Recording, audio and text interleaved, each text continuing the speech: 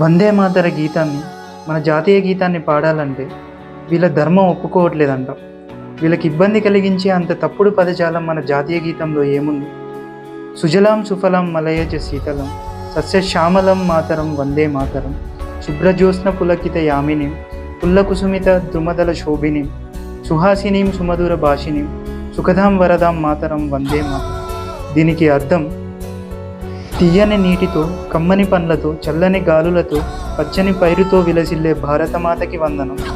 తెల్లని వెన్నెలలతో పులకిస్తూ, విరబూసిన చెట్లతో శోభిస్తూ, స్వచ్ఛమైన నవ్వులతో, మధురమైన మాటలతో మాకు సుఖాలు కలిగిస్తూ వరాలనిచ్చే భరతమాతకు వందనం.